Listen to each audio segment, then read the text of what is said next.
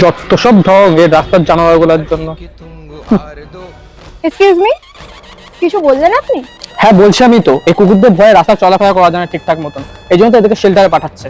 বেশ করেছে, বিনা কারণে রাস্তার মানুষদের কামড়ায়, রাস্তার নোংরাগুলো ঘাটে, ঠিক হচ্ছে এদেরকে শেল্টারে পাঠানো হচ্ছে। হ্যাঁ, আর এই সো-কল্ড পশু প্রেমীরা এই সামান্য একটা জিনিস নিয়ে বড় সমস্যা তৈরি করছে, দেখলেও আমার হাসি পায়। ঠিকই বলেছেন, আমরা সো কল্ড পশুপ্রেমী।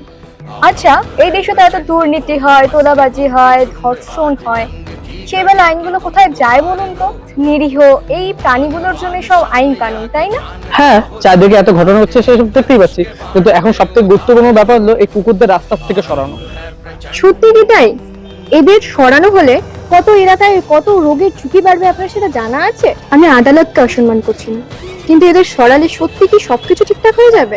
আপনি জানেন কুকুরদের জন্য জলাতঙ্ক রোগ হচ্ছে, শুধু মুখে বড় বড় কথা। আপনি জলাতঙ্কের কথা বলছেন? চারিদিকে যে এত চাকরি নিয়ে স্ক্যাম হচ্ছে, মেয়েদের নিরাপত্তা নেই, তার বেলা কি হবে? হ্যাঁ সেগুলো তো দেখা হচ্ছে, আর হবেই, কিন্তু কুকুরদের সরানো ইজ মোস্ট ইম্পর্টেন্ট।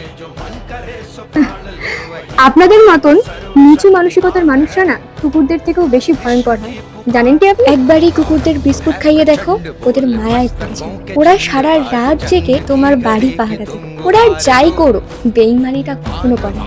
আমার দেখা পৃথিবীর সব থেকে ভয়ঙ্কর জীব মানুষ, ওরা না। ওই যে কথায় আছে না, dogs are better than humans.